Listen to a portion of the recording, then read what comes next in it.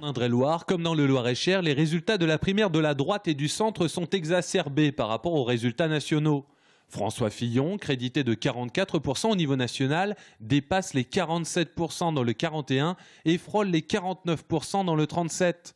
L'ancien Premier ministre devance largement l'autre ancien Premier ministre Alain Juppé.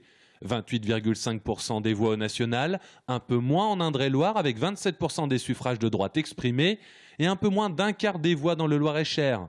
Deux anciens premiers ministres qualifiés, un ancien président de la République éliminé.